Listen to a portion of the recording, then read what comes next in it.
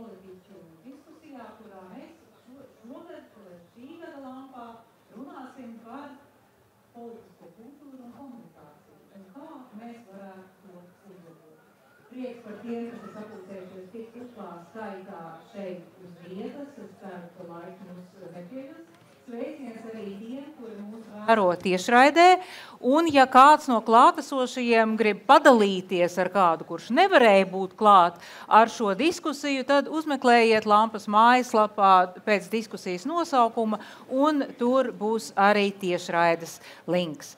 Es jūs tagad iepazīstināšu ar mūsu brīnišķīgiem runātājiem, kuri tātad meklēs risinājumus tam, kā uzlabot komunikāciju un politisko kultūru, un mēs vienojāmies jums informācijai, ka mēs atļausimies šajā diskusijā uzrunāt cits citu vārdā. Tāpēc nebrīnieties, ka šoreiz bez lieliem un oficiāliem amatiem. Tātad sāksim no tālākā gala. Edmunds Jurēvics Edmunds ir no Vienotības.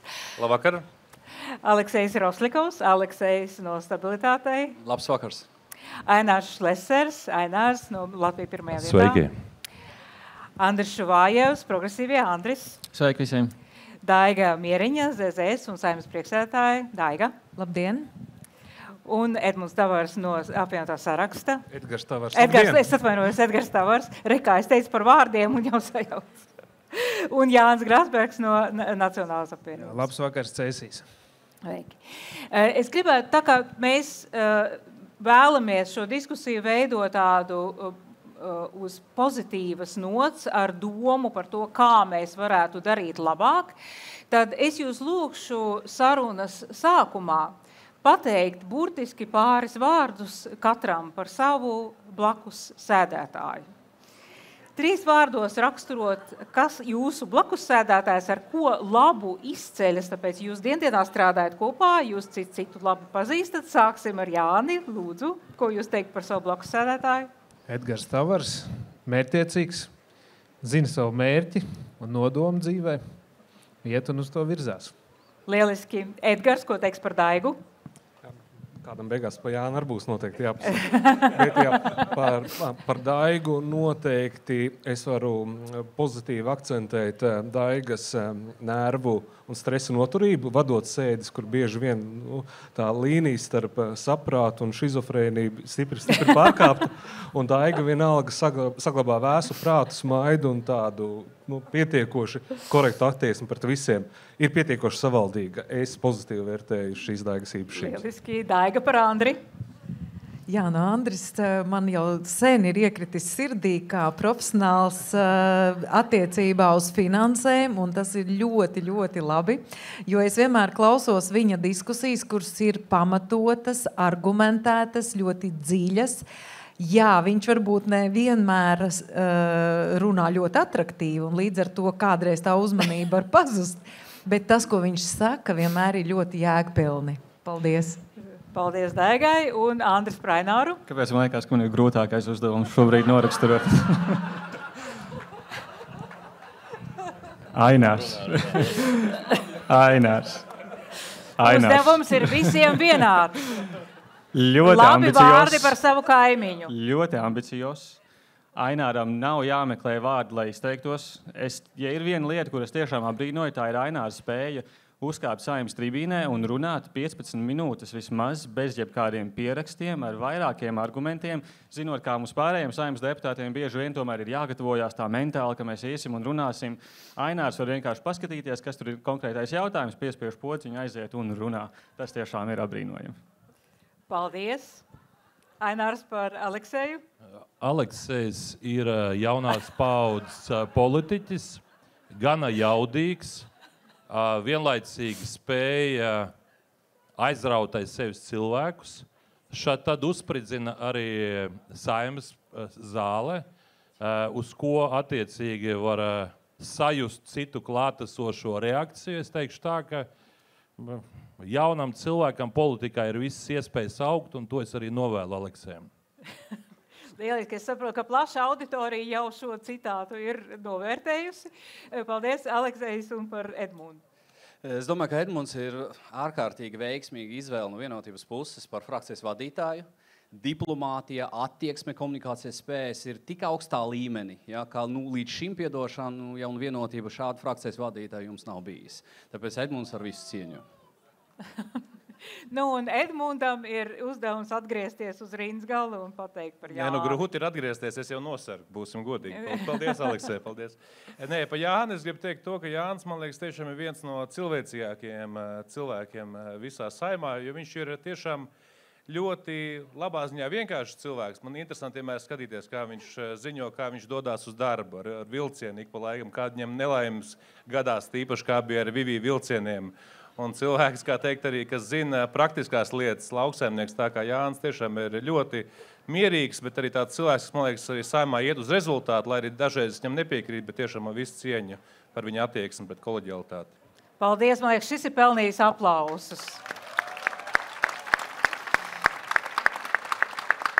Un tagad mazlietiņ paškritiski paskatīsimies uz sevi un kā mēs to darām. Ikdienā sākums ir ārkārtīgi iedrošinošs, bet Lampa jau 3. gadu pēc kārtas ir veikusi sabiedriskās domas aptauju, mērot tādu sabiedrības temperatūru un uztveri par to, kā tad politiķi komunicē, un paskatīsimies, tagad es palūkšu skatu uz komandai uzlikt uz ekrāna. Es ceru, ka visi redz arī skatītāju rindās. Un mēs redzam, ka apmēram vienādas daļas, trešdaļa un trešdaļa uzskata pirmajā gadījumā, kā jūs vērtēt politiķu sarunāšanās kultūru, tātad līdzinās debatēm, kad katrs mēģina parādīt savu taisnību un uzvarēt, otrs ir atgādina neproduktīvus strīdus, bļauj un neklausās. Tātad šīs divas ir apmēram līdzīgās daļās. Un tālāk seko, grūti pateikt, nesekoja līdzi politikai, un tas patiesībā ir diezgan nopietnas cipars, kas varbūt citā diskusijā būtu par to jāpadomā, kāpēc mums ir 17,9%, kas neiesaistās procesos, bet tas ir mazāks cipars nekā 21. gadā, kas ir pozitīvi. Un tad tālāk seko izklaidējuši paklausīties politiķu dueļus, un jo trakāk, jo labāk. Tātad pozitīva vērtējumu, diemžēl, mēs šeit nesaskatām, jo par to, ka politiķu komunikācija ir piemērs pieklājīgai, empātiskai un argumentos balstītai sarunai, viens otrā ieklausās, lai nonāk pie kupsaucēja, par to ir nobalsojuši tikai 3,4% cilvēku. Man būs jums jautājums tāds, kā jūsuprāt ikdienā strādājot un komunicējot ar gan savā starpā, gan ar sabiedrību un dažādām sabiedrības grupām, kā jums pašiem šķiet jūsu komunikācijā pietrūkst? Jānis varētu sākt. Ko varētu uzlabot? Droši vien, kad izskaidrot vienkāršāk, jo tajā brīdī, kad tu esi iekšā likumprojektā, un mēģina kādam paskaidrot, ko tu tur dari un par ko viņš ir, tad tev sanāk tik sarežģīti, ka tā otra puse nesaprot. Un es domāju, ka svarīgi būtu uzlabot to vienkāršo valodu, kā izskaidrot to, ko tu tur dari. Tātad vienkārša valoda, jā, lūdzu, ejam tālāk. Nerad daudz arī likuma došanas procesā svarīgi cilvēkiem nereti skaidrot ar praktiskiem reāliem piemēriem, ko viena norma, otra vai trešā norma konkrētajā gadījumā, kā tas atstāja ietekmi uz katru vienu Latvijas sabiedrības locekli. Un šādi atklāti un godīgi piemēri bieži vien iztrūkst un iztrūkst arī pretējais, ko mēs zaudējam. Jo vienmēr, ka mēs kādu normu pieņemam, kaut ko kādu grupu iegūst un kāda grupa arī zaudē. Tad bieži vien šis balanss nereti tas, kas visvairāk iztrūkst. Tas būtībā nozīmē tādu godīgu komunikāciju. Ja, ka Precīzi. Jūs pasakāt pilnu bildi, es biju mazliet izjaukuši kārtību, pajautāšu Aināram, lūdzu, kā jūs prāt pietrūkst? Ja mēs runājam par Saeimu, Saeimas tribīni, tad man bija iespēja strādāt Saeimā arī iepriekš. Atceros tos laikus, kad debats bija daudz kvalitatīvāks. Ja gadījumā kāda partija, pat ja tā bija pozīcija, nāca kādu priekšlikumu, tad, ja no opozīcijas nāca kāda pamatota kritika vai kāds pamatots jautājums, tad sākās debats par šī jautājuma būtību. Šodien mēs redzam to, ka, piemēram, tad, kad koalīcija kaut ko virza, viņi pat nepiedalās debatēs. Ļoti bieži opozīcija izsaka viedokli, un pozīcija kā balsojumā mašīna vienkārši balso. Man šķiet, ka būtu ļoti svarīgi tomēr atgriezties pie šīm vecām pārbaudītām vērtībām, kur par sabiedrībai svarīgiem jautājumiem notiktu kvalitatīvas debatas Saeimā. Bet par kuru Saeimu jūs tagad runājat, kad bija tā kvalitatīvā diskusija? Es atceros, ka tad, kad, piemēram, 90.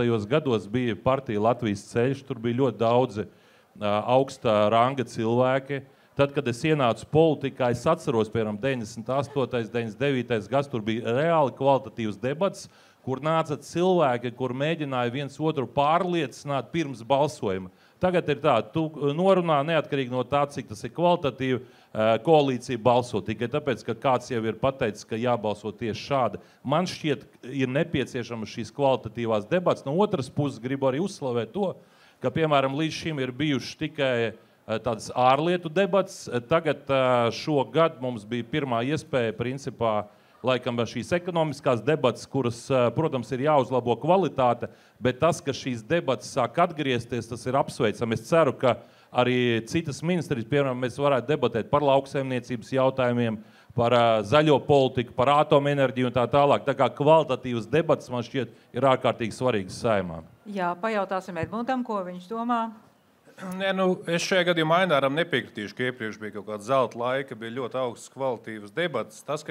Tas, ko es domāju, kas ir parlamentā vairāk nepieciešams, varbūt pat labāk ir īsākas, bet koncentrētākas debatas. Bieži vien mēs pie kaut kādiem konkrētiem lēmumu projektiem varam runāt 10-15 minūtes, bet īsti, es domāju, skatītājiem nav sajēga, par ko šīs debatas ir, jo viņas tiek izmantot vienkārši platformu, lai kaut ko kritizētu vai pozicionētos. Tas, kur es domāju, nepieciešams skaidrs, ka ir jāiet un jāatbild arī kritikai vai jāaizstāv savus lēmumu projektus, tas šajā parlamentā noteikti arī ir bijis, bet tas, kas ir, man liekas, daudz svarīgāk, ir nepieciešams to, ko es minētu, ko vajadzētu uzlabot. Es domāju, ka vajadzētu pašiem politiķiem bieži vien sākt runāt labā ziņā vienkāršāk un spēt aizstāvēt savus lēmumus. Jā. Man viens komentārs ir drīkst. Bet, Ainār, es atvainojos, lai izsakās visi te pirmajā reizē, ja? Un tad mēs tādā veidā mēs arī uzlabosim savstarpējo komunikāciju. Aleksej, lūdzu. Tā kā es ņemu vērā, ka jums ir replika. Es kā jauns politikas varu secināt, ka laikam mums pietrūkst taisnības. Tas ir tāds lielums, kas svarīgs pilnīgi visiem. Mēs katru reizi cenšamies tā smuki, zolīdi, glauni samelot sabiedrībai par topošiem nodokļu, teiksim, pasākumiem, par reformu, par jebkādiem citiem, teiksim, likuma izmaiņām. Mēs cenšamies visu laiku mikstināt to sitienu, kaut patiesībā sabiedrība ir pietiekuši gudra, sabiedrība ir pietiekuši, teiksim, stipra, lai saņemtu to taisnību. Lai teiksim, sagremdēt viņu un pēc tam pateikt mums, ko mēs darām nepareizi. Jo pretējā gadījumā nav tas otrās saiknes, mēs nevaram saņemt no sabiedrības pareizo rezultātu, pareizo reakciju, jo viņi visu laiku saņem tādu daļu no informācijas, tikai daļu, un līdz galam nesaprot, kas notiek ar mūsu valsti, kas mūs sagaidā 25. gadā, kas mūs sagaidīs 26. gadā. Taisnība, tas ir tas lielums, kas mums ir vajadzīgs, lai tas būtu sapīgi, bet taisnīgi. Tas ir svarīgi. Tātad jūs būtībā piekrītat Edgaram, kurš teica, ka pietrūks godīguma, tā var teikt, ja? Noteikti, jā. Jā, Andri? Es vispirms arī komentējot tos rezultātus attiecībā uz to vērtējumu, ko sabiedrība ir sniegusi. Mēs redzam, ka būtībā ir tās divas galvenās lietas, ko sabiedrība domā, ka tas ko saka politiķis, tas līdzinās debatēm, kur katrs mēģina pierādīt savu taisnību un uzvarēt, un tā jau pēc būtības arī ir. Tā mūsu politiskā sistēma jau ir veidota tieši šādā veidā uz tādas konkurences pamata, kur tev būtībā ir jākonkurē ar tiem argumentiem. Un, protams, tur tā līnija starp tādu godīgu konkurenci un to brīdi, kad tu aizēji tādā neproduktīvā strīdā, viņi ir ļoti plāni. Un varbūt tā ir tā viena lieta, ko varbūt ir kopumā diezgan grūti varbūt arī nofiksēt. Bet, ja jautā par to, kas pietrūkst, tad tieši skatoties uz to, ka tam politiskajām debatēm ir jābūt tādām, kur tie argumenti, ir tā argumentu cīņa, tad, manuprāt, tā vieta izaugsmei, kur mēs skatāmies vismaz no progresīvo skatpunktu ļoti bieži kritiski paši uz sevi, bet, manuprāt, tas ir tāds plašāks vērtējums, ir to argumentu padarīt tiešām par tādu mākslu. Tā ir tā retorikas māksla, runāt aizraujoši, runāt skaisti, ne tikai runāt vienkārši tā, lai tevi saprot, bet runāt ar to aizrautību tā, lai tu tiešām vari to cilvēku, kuram varbūt nav skaidra nostāja vienā vai otrā jautājumā, tīri ar to savu pārliecināšanas mākslu jau vien aizrauti. Man liekas, tā ir tā daļa no tās politikas, kuru es noteikti gribētu redzēt vairāk, un kur noteikti nevar uzskatīt, ka tā ir tāda lieta, kas nāk ļoti dabiski. Dažiem varbūt ir, bet tā ir noteikti lieta, kas aktīvi ir jāpraktizē. Teiksim, komunikācijas prasme, kā prasmes ir jāuzlabo.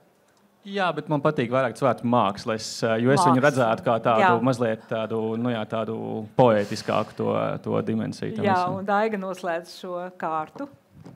Jā, tā kā man vienmēr jābūt modrai un jāklausās, ko politiķi runā, tad es varu dažus tādus savus secinājumus, tīri subjektīvus. Protams, politiķi, kā jau te teicu, es gribētu teikt, ir zinām mēra arī tā kā šaumeņi. Jo skaistāk, jo labāk, jo foršāk pēc tam varēs izgriezt klipiņu un ielikt sociālos. To, ko pasaka reizēm, ir jāizloba no pēdējiem, varbūt 2 teikumiem, jo pirms tam ir tāda ļoti skaista krāsaina lirika. Par to, kā bija jāgrāk, kādi bija citi, tad atgriežamies vēl citās saimās, citos galaktikās, vēl kaut kur. Un tad ir tas noslēdzošais. Tas, ko es cenšos nedarīt, es cenšos nepārtraukt runātāju, jo skaidrs, ka tās debates bieži vien ir par visu kaut ko, tikai ne par to konkrēto priekšlikumu, par kuru būtu jādiskutē. Iekļaut vai neiekļaut, piemēram, darba kārtībā, bet diskutējam par to, labs vai slikts tas priekšlikums. Tas arī.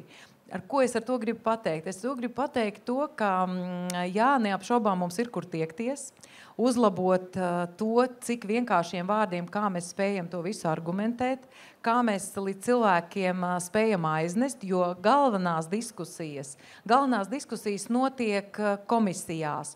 Un tur man gribas teikt, ir tāda, tur netiek īsti dalīts opozīcija, pozīcija, jo ja ir vērtīgi priekšlikumi arī no opozīcijas, tad viņi vairumā gadījumu arī tiek akceptēti.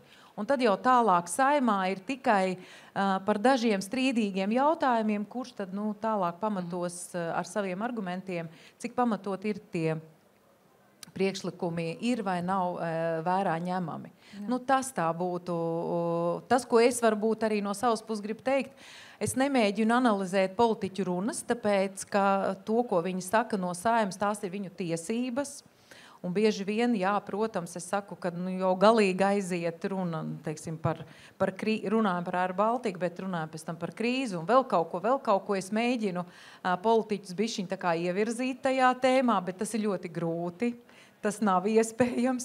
Jāsaka godīgi, paldies, ka viņi mani arī klausās. Un vēl viena lieta, ko es esmu pamanījusi, bet īsi lūdzu, ka politiķiem liekas, jo skaļāk viņš runās, jo vairāk viņi dzirdēs. Man gribas teikt otrādi, jo klusāk runās, jo vairāk ieklausīsies. Runāt klusāk, tas ir lielisks priekšlikums. Tad Aināram bija replika un Edgaram arī pēc tam. Jā, es saprotu Edmundu, jo viņam kā vadošās koalīcijas partijas frakcijas vadītājiem vajag nodrošināt disciplīnu koalīcijā, bet, piemēram, mums šajā saimā ir pieņemti 2 budžeti.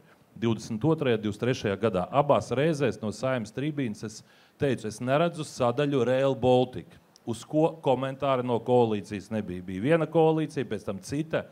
Atkal. Un tagad mēs redzam to, 40 miljoni nav samaksāti tur pa vienu objektu, kaut kas vēl pietrūkst miljardi, izrādās projekts iepriekš bija plānots par 2 miljardiem, tagad maksās 10, 11, 15, neviens vairs nezin. Un jautājums ir tāds, kāpēc bija vajadzīgi 2 gadi, lai tagad sāktu šīs debatas? Jā, paldies, bet es jūs aicināšu, mēs turāmies pie tēmas par komunikāciju. Lūdzu, Edgar. Es varbūt tiešām ne par Rail Baltiku, bet par tēmu, kā jūs vērtējat politiķu sarunāšanās kultūru. Un kolēģis Ainārs Šlesers minēja to savu nostalģiju pēc 90. gadiem, to salīdzinājumos ar šodienu. Tad es noteikti viņu gribētu šo saimas sasaukumu salīdzināt ar iepriekšējo saimas sasaukumu, kurā man bija kāds brīdis iespēja pastrādāt. Un viennozīmīgi salīdzinot ar 13. saimu, es varu teikt, ka man tāda sajūta, ka no Jēkabielas 11 vismaz liela daļa trako mājas ir aizgājusi. Un es ļoti labi atceros, kā kolēģi Riekstiņkungs un Gobzema kungs sarunājās plenāru sēžu zālē, tad šodien mēs runājām par niansēm, kas saistītas ar godīgumu un ar pieturēšanos pie tēmas, tad es saku, tad salīdzinot ar iepriekšējo Saeimu, vismaz arī šeit es redzu, vismaz ir kaut kādas nelielas izmaiņas, ka cilvēki tomēr vērtē nedaudz labāk. Jā, dinamika tātad ir pozitīva. Nu, tagad mēs paskatīsimies, ko klātesošie domā par to, kā tad pietrūkst. Jūs pateicāt savas domas, es vairākas reizes dzirdēju vārdu godīgums. Es palūkšu tātad pieņem, ka visiem ir telefoni kabatā, ņemiet ārā no tām kabatām. Un slido.com ievadiet kodu 7744. Jūs redzēsiet aptauju, kurā tad mēs mēģināsim saprast, kā jums visvairāk pietrūkst politiķu komunikācijā ar sabiedrību. Kā jums visvairāk pietrūkst, ir 4 atbilžu varianti: domas skaidrības, konsekvences, godīguma, empātijas. Un skatāmies, kā jūs balsot. Došu jums vēl kādas 15 sekundes. Aktīvi balsojam, izmantojam iespēju nekavējoši uzdot jautājumu un uzreiz par to dzirdēt klātesošo refleksiju. Tā. Sāku skaitīt no 10 atpakaļ, un tad mēs beigsim balsošanu. 10, 9, 8, 7, 6, 5, 4, 3, 2, 1. Beidzam. Paldies! Redziet, cik interesanti rezultāti. Ar pārliecinošu balsu vairākumu visvairāk klātesošajiem vēlētājiem un nodokļu maksātājiem pietrūks domas skaidrības. Tas arī dažās jūsu replikās ieskanējās. Godīgums ir 2. vietā un ļoti tuvu pēc tam konsekvences pietrūkst un empātijas. Es gribētu tagad jūsu refleksiju par to, ko jūs redzat uz ekrāna. Edgar. Absolūti loģiski, jo politiķiem ir, jāsaka godīgi arī, jāizskatās arī man kādreiz spogulī, kad izteikšanās daudz īsāk un skaidrāk, ko tur to gribēja precīzi pateikt un kāds tam ir ietekme vai kādas tam ir sekas, to cilvēku grib dzirdēt daudz biežāk īsi, kodolīgi un absolūti skaidri. Un loģiski arī godīgu atbildi, jo politikā nekas vairāk nenogalina kā tieši meli. Jo tieši meli tas ir tas, kas nogalina jebkuru politiķi. Visā politiskā kapsēta, ja tā var izteikties, ir pilna ar diženiem vareniem politiķiem, kuri kaut kādā brīdī nav bijuši godīgi pret sabiedrību, godīgi pret vēlētāju, pret pilsoņiem, viņi aiziet politisko kapsētu. Un loģiski konsekvences. Konsekvences manā vērtību vektora arī būtu viena no top prioritātēm. Ir saglabājuma konsekvences, ko mēs solam vēlētājiem pirms vēlēšanām. To mēs arī darām vai pie tā arī pieturamies. Esam konsekventi savos lēmumos. Un nevaram mēs pieļaut, ka man žurnālists jautā, kādēļ jūs pirms vēlēšanām solījāt vienu, šobrīd darīt ko citu, un es atbildu, ziniet, tā bija mana priekšvēlēšana retorika. Un žurnālists, tā bija retorika, tad viss kārtībā. Respektīvi, piedodiet, atvainojiet, godīgam ir jābūt ikvienā savā darbībā. Jā, paldies. Aleksējs man šķiet arī minēja godīgumu. Ko jūs teikt par šiem cipariem? Tāpēc arī saku, ka doma skaidrība ir atkarīga no tā, cik patiesi tu runā ar sabiedrību. Un kad sākās tās vicināšanā, tad sākās arī tas situācijas, ka tu nevar īsti izskaidrot savu domu. Es pilnīgi piekrītu sabiedrībai un uzskatu, ka visiem šeit klātesošiem politiķiem jāizdara secinājumu. Tā atzīme par mūsu komunikāciju ar sabiedrību ir slikti. Ļoti slikti. Un es domāju, ka visi mūsu darba devēji, kas šodien šeit atrodas, visi mūsu darba devēji, kas šodien skatās šo tiešraidi, ir izdarījuši savu secinājumu, ir pateikuši, ko mums vajag izdarīt un izlabot. Un es ceru, ka vismaz šito mazu sadaļu mēs noteikti varam izpildīt. Jā, Andri? Varbūt komentējot to domas skaidrības, viņu var saprast, bet varbūt arī sniedzot to iemeslu, vienu no iemesliem, kāpēc tas ir izaicinājums. Jo cilvēkiem ir īpaši, kas ienāk politikā no tāda profesionālā konteksta, kur ir skaidrs, ka tur ir savu veidu valodiskās un tādas lingvistiskās un diskursīvās un pat šo vārdu izmantošana ir savā ziņā jau kaut kāda veida pieredums. Un tas ir tas lielākais izaicinājums pārējot politiskajā kontekstā. runā, un es pirms tam runāju par to mākslu runāt, un, protams, tā māksla runāt vienkārši ir, jo bieži vien politiķiem, tādiem jauniem politiķiem liekas, ka, protams, jo sarežģītāk es izteikšos, jo nopietnāk man uztvers, un jo lielāks svarīgums tiks piešķirts tam manis sacītajam. Un, protams, tas ir paiet ļoti ilgs laiks, kamēr tu spēj sev pats pateikt, ka tā māksla un tas īstais ieguvums ir, protams, tajā vienkāršībā. Bet tas ir vienkārši objektīvs izaicinājums, kas jebkuram cilvēkam, kas profesionāli strādā vienā kontekstā, pārējot šeit uz skatuves un runāt, tas būs objektīvi vienmēr ļoti sarežģīti. Mācīšanās process arī savā ziņā. Jā, bet, protams, arī ļoti liels darbs ar sevi tajā visā, jo tu jau, protams, tās visas idejas un tās politikas izjūti un pārstāv ļoti labi, bet arī man, piemēram, es nezinu, viens no vārdiem, frāzēm, kur man ļoti bieži ir jālieto vienkārši ikdienas darbā, ir fiskālā politika. Un tas pats par sevi jau ir vārds, kas atbaida cilvēks. Un mēģināt domāt, kā man vienkāršāk šo pateikt, es nezinu, jo tur, ja kādam ir idejas, tad forši, bet tā pieredze rāda, ka tik un tā, lai cik ļoti tu vēlētos domu izteikt pietiekami skaidri, tev būs objektīvi limiti tam, cik lielā mērā tu to spēj izdarīt. Jā, tātad idejas par fiskālās politikas sinonīmiem lūdzu sūtīt Andrim Šuvojevam. Daiga. Ja mēs paskatāmies, kādas likumus mēs pieņemam, tad tās normas, ko mēs pieņemam, ir gana sarežģītas. Un bieži vien izlasot šo normu, cilvēkam nav viegli saprast, par ko tur vispār ir runa. Un tāpēc ir ļoti svarīgi, ka politiķi spēj šos likumus izskaidrot vienkāršā, saprotamā valodā, jo citādi mēs redzam, ka vēl likums nav pieņemts, bet sabiedrība jau ir sašūmējusies par tādu vai citādu jautājumu tikai tā iemesla dēļ, kad nav pietiekami skaidrots un nav vienkāršiem vārdiem skaidri un saprotam izskaidrots, kas tad tur īsti ir domāts, un rodas pārpratumi, nevajadzīgas negācijas tikai dēļ tā vien. Bet vai par to jau nav jādomā proaktīvi pirms tas likums tiek pieņemts? Lūk, un tas ir tas, kas būtu jādara visiem politiķiem, tas, kas būtu jādara valdībai, jau pirms mēs nākam, jau preventīvi jāskaidro, kas sagaida konkrēto nozari, kādas izmaiņas un tā tālāk. Tur, jāsaka, mums vēl daudz ir, kur tiekties tiešām. Jā, arī Saimai. Jāni, par domu skaidrību. Varbūt ne par domu skaidrību, bet komentējot to, ko es redzu šeit uz ekrāna. Un, jautājums ir, kas pietrūkst.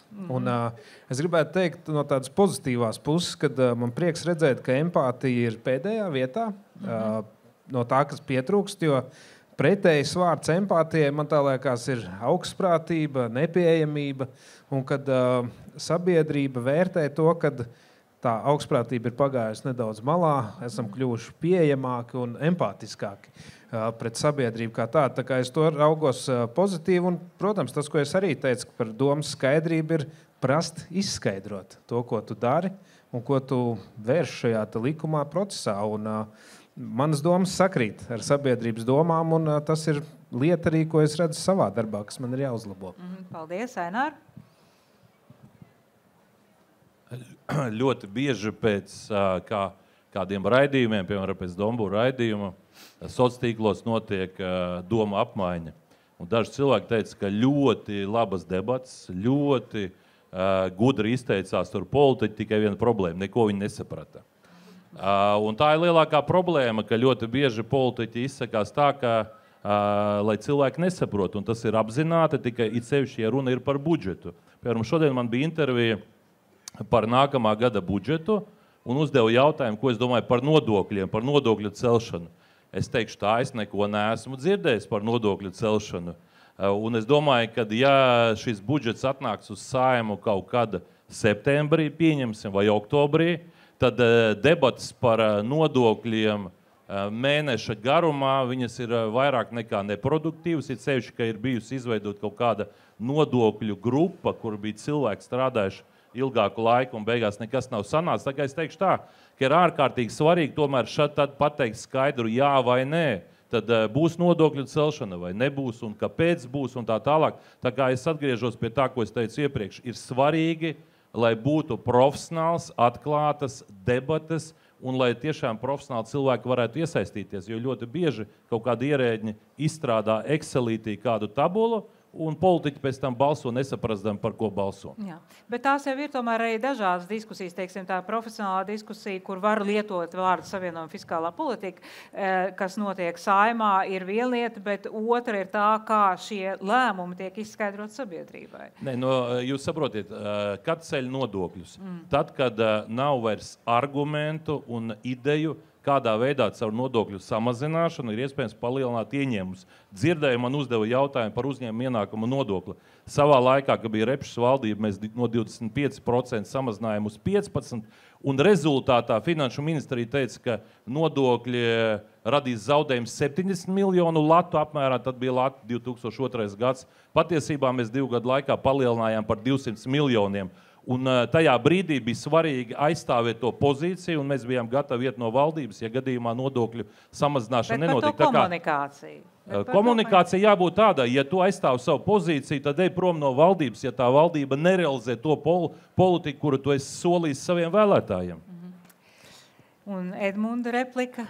Nē, šī nebūs replika, bet es domāju, tas, kas man liekas, lai arī man pašam nav liela parlamentāra pieredze, bet man atmiņā vislabāk gan pašam strādājot tagad Saeimā, gan iepriekš vērojot, ir palikušas tās runas, kuras ir bijušas īsas, koncentrētas un par lietas konkrēto jautājumu. Un tas, kas, manuprāt, ir pareizi, ko arī sabiedrība šobrīd arī sabalsojas, ka galvenais, kas pietrūkst, ir domu skaidrība. Es domāju, viena no tām problēmām ir tieši tā, ka bieži vien mēs politiķi visi, tā skaitā arī Saeimas debatēs vai iespējams mēdījos, mēs neizsakamies diezgan precīzi un skaidri, nenodefinējam savu pozīciju, bet aizējam tādā daudz plašākā runas plūdos, kas, manuprāt, līdz galam nav labi, bet tāpēc, lai es būšu nepopulārs, es reāli personīgi uzskatu, ka Saeimā mums būtu jāiet uz kaut ko tuvāk Eiropas parlamenta līmenim, kur debats tiek nopietnāk ierobežots. Es domāju, ka bieži vien Saeimā cilvēkiem ir grūti izsekot, un arī deputātiem ir grūti izsekot 15 minūšu runas plūdiem, kas ir diezgan bezjēdzīgi, īsti nav saistīti ar konkrēto dienas kārtības jautājumu, jo es esmu pārliecināts, ka, ja cilvēks vēlās arī par svarīgu jautājumu, viņš var izteikties 5 minūtēs, no maksimums 7 minūtēs. Jo no manas pieredzes ir tā, ka vislabākās runas, un kas arī mani personīgi pārliecinājuši, kas ir īsas, koncentrēts ar daudziem argumentiem un piemēriem, mazāk varbūt ar emocijām. Tā kā es teiktu, tas, kas mums arī politiķiem visiem jāņem vērā šī aptauja, ka vairāk ir tiešām jāmēģina savu runu koncentrēt ar skaidriem argumentiem, varbūt mazāk emocijām. Bet tas mans personīgais viedoklis. Paldies. Es lūkšu skatos koordinātoriem šo slaidu jau nomainīt. Es ceru, ka jūs visi iegaumējāt, kāda bija pretenzijas secība. Bet jūs diezgan lielā vienprātībā runājāt par to, ka ir jāskaidro labāk un kādi lēmumi tiek pieņemti, kā tie ietekmēs dažādas sabiedrības grupas, kādas būs sekas, gan pozitīvās, gan negatīvas, kāpēc mēs to darām. Bet no kaut kā ir jāsāk, vai ne? Ja mēs konstatējam, ka šobrīd tas īsti labi nenotiek, no tā būtu jāsāk. Es gribētu turpmākajās dažās minūtēs pievērsties tomēr risinājumiem vairāk. Ja? Ko tad mēs varam darīt? Ko Daiga, piemēram, piedāvā, lai mēs no tādas pavēles izteiksmes, ka tam jānotiek, nonākt jau pie aktīvas darbības. Mēs konstatējām, ka nav īsti labi. Tātad, kas, piemēram, Saeimas iekšienē būtu veicams, lai šo te komunikāciju sabiedrību par lēmumiem padarītu kvalitatīvāk? Zināšanas vienā vārdā. Deputātam jāspēj iedziļināties tajā jautājumā, par ko viņš ir gatavs debatēt pilnīgi līdz mielēm. Jo, ja deputāts nav iedziļinājies, tad var teikt, tad deputāts peld. Viņš kaut ko zina, kaut ko nezina, kaut kur viņam ir argumenti, kaut ko nav. Un tas ir jebkurā darbā. Tā tad ir darbs komisijā, kurā tad deputātiem ir iespēja uzklausīt visus ekspertus, iedziļināties tajā jautājumā, un tad jau nākt un debatēt konkrēti par to, kur ir izdarīti savi secinājumi, cik, un tad arī būs tā argumentācija. Tas ir pirmkārt jau pašizglītošanās process, iedziļināties jautājumā pilnībā. Nu, tā ir tāda individuālā atbildība, individuālā līmenī, bet ko institucionāli Saeima var darīt, lai to veicinātu? Institucionālā līmenī, jā, protams, mēs varam samazināt debašu laiku, vai tas kaut ko dos vai nedos, jo ir cilvēki, kas vienmēr debatē par visu un visu kaut ko.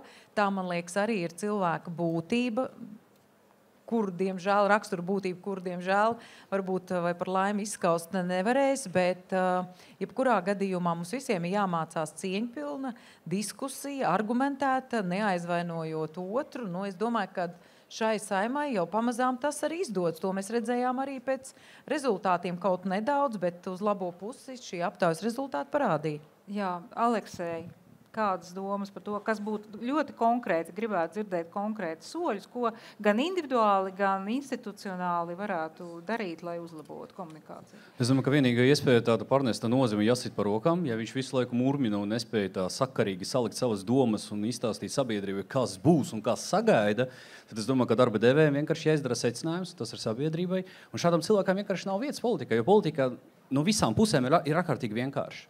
Viņi ir ārkārtīgi vienkārši. Vienkārši mūsu kolēģi, kas šeit sēž jau vairāk nekā 20 gadus pie varas, viņi šo speciāli tā samudžināja. Tā, lai pēc iespējas vairāk cilvēku būtu iesaistīti politika, tā, lai pēc iespējas mazāk cilvēku būtu vispār, būtu kaut kāda izpratne par to, kas tur notiek. Līdz ar to es domāju, ka sabiedrībai jāpārkāp pār sevi, jāizdara secinājumu, un ja šis cilvēks nepilda savu funkciju, par ko viņš saņem savu algu, vismaz prasta komunikācija. Nu tad uz mājām. Visu labu, paldies. Bet, ziniet, viņi samudžināja, tas nav īsti tādā sadarbības garā, ja jūs tās... kaut kādas sliktas atzīmes tomēr, viņiem ir jābūt. Ja piedošana kolēģi. Labi, tātad jūs pārceļat to uz vēlētāju pusi, tātad jūs sagaidāt, ka vēlētājs dos pa pirkstiem tam kurš slikti runā, un neizsakās skaidri, bet kā ir ar institucionāli? Es gribētu dzirdēt kaut kādas Saeimas iekšienē. Ja jūs visi atzīstat, ka tā ir problēma, tad ko Saeimas iekšienē varētu darīt? Nedrīkst nekāda gadījumā samazināt debašu laiku, un tas taču ir ārprāts pilnīgs. Ja cilvēkam drīkst izteikties, viņiem ir jābūt laika, lai izteikties. Dažas tēmas aizņem daudz laiku. Ja? Līdz ar to mēs iekšēji neko nevaram ar sevi izdarīt, jo mēs esam kā mazi bērni. Ja mēs redzam, ka vecāki mūs pieņem šādus, tā arī ir. Ja vecāki uzskata, ka esmu pilnīgi normāls, adekvāts bērns, es tā arī uzvedīšos. Ja? Šeit ir jautājums par to, kā reaģē mani vecāki. Ja viņi man pateiks, ne, Aleksej, tā nedrīkst, es mainīšos. Ja viņi pateiks, labi, tas ir mūsējais džeks, lai viņš tur turpina, tad tā arī būs. Labi, darba devēji, es cerēju, visi pierakstīja, lūdzu, Ainār.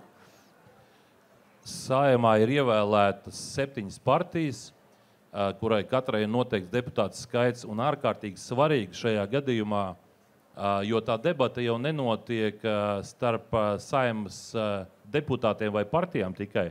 Šī debata ir nepieciešama arī, lai tie vēlētāji, kas ir balsojuši par vienu vai otru partiju, varētu sekot līdzi, kādā veidā tiek pieņemti lēmumi, kāpēc notiek nodevības, kāpēc kāda partija, kas pirms vēlēšanām sola vienu, pēc tam pārdodās par kādu amatu un tā tālāk, tad ko tad jūs gribat, kad Saeimā mēs tad nerunāsim vairāk? Saeimas tribīne, piemēram, opozīcijas partijām ir vienīgā vieta, kur mēs varam pateikt savu viedokli. Ļoti bieži Latvijas televīzija neaicina opozīcijas pārstāvjus, Latvijas radio neaicina, drusku situācija uzlabojas, bet ja mēs apskatāmies to bilanci starp pozīcijas pārstāvjiem un opozīcijas pārstāvjiem, kurus aicina konkrētie sabiedriskie mēdīji, tāpat tās privātie mēdīji, viņi nopirkti visi 2,5 miljoni vai cik miljoni caur SIFU tiek maksāt, piedodiet. Bet šī tā lieta, ka Saeimas tribīna opozīcijas deputātiem un partijām ir vienīgā vieta, kur pateikt patiesību. Un tas, kad notiek tiešraide, protams, pozīcijai ļoti bieži nepatīk, ka Saeimā ir deputāti, kas nebaidās nosaukt lietas īstos vārdos. Ja pieņems lēmumu, ka no Saeimas tribīnas nevarēs vairs debatēt, piemēram, tad tā debate pāries uz ielu. Un tieši tāpēc, lai nebūtu šie pasākumi uz ielām, protesti un tā tālāk, deputātiem ir jābūt iespēja debatēt Saeimā. Jā, tas ir tikai viens no priekšlikumiem. Es gan Zemsvītras piezīmē teiktu, ka lūkšu izvairīties no apsūdzībām par nopirktiem mēdījiem. Piedodiet, 2,5 miljonu vai cik miljonu SIFam dala šodien caur SIFU dala privātiem mēdījiem. Tad, kad es gribēju nopirkt reklāmas laiku, tad daudz mēdīju vispār atteicās un teica, ka viņi nevar pārdot man reklāmas laiku, jo viņi daudz vairāk saņem no SIFA. Un tad, kad, piemēram, Radio SVH piekrita, tad viņi pirms tās mūsu partijas reklāmas ielika vēl antireklāmu, ka viņi nepiekrīt šīm viedoklim. Apmēram tā, privāti uzņēmums grib reklamēt savu preci, bet radio pasaka, ka šī prece ir ļoti slikta. Jā, es gribētu dot citiem vārdus, bet man tomēr vēl viens papildu jautājums ir Aināram, atgriežoties pie diskusijas būtības, jo mēs visi vienojamies par to, ka ir labi runāt par būtību.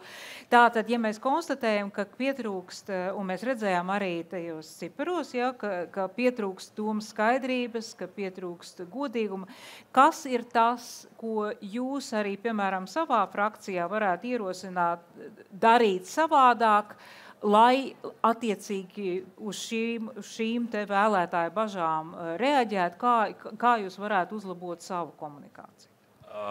Pirmkārt, aicinātu sabiedriskos mēdījus, kurus apmaksā nodokļu maksātāji, tad, kad aicina politiķus, piemēram, notiek debata tikai starp pozīcijas pārstāvjiem. Aicināt arī tos opozīcijas pārstāvjus, vismaz tie, kas ir ievēlēti. Tas ir punkts 1. Nākamā lieta, kas ir ļoti svarīga, lai tad, kad, piemēram, sabiedriskie mēdīji, tādi kā Latvijas Rādio pirms vēlēšanām, saicina Ozoliņus un citus ekspertus, kas burtiski nodarbojas ar propagandu, skaidri pasakot, par ko vajag balsot, par ko nevajag balsot. Tad, kad notika tikko vēlēšanas uz Eiropu, piemēram, par Vili Kristapānu, Ozoliņš, ko viņš saka? Viņš ir Kremlins. Ja mēs izējam no tā, ka Vilis Kristapāns ir dzimis izsūtījumā Sibīrijā, tad viņš ir dzimis Krievijā.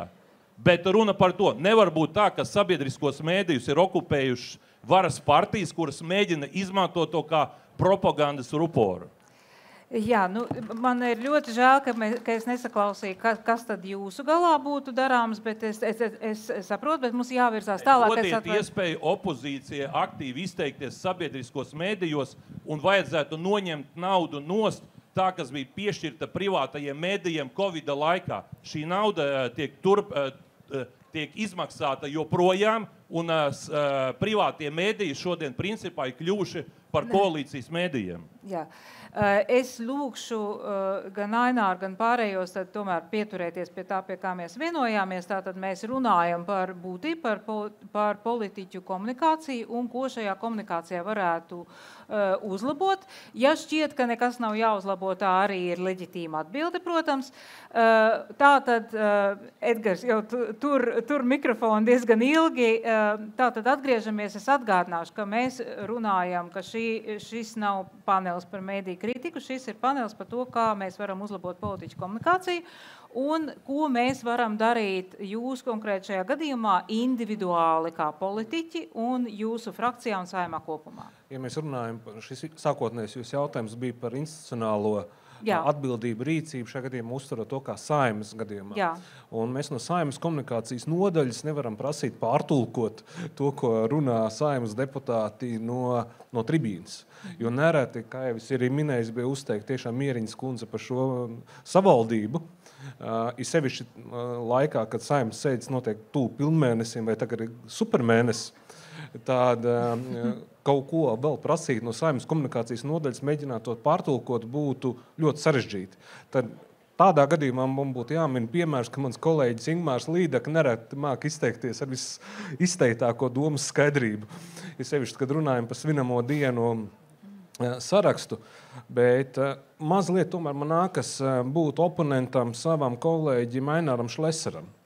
Piemēram, šobrīd šeit mēs esam 4 opozīcijas frakcijas deleģētie pārstāvi un 3 pārstāvi ir no koalīcijas.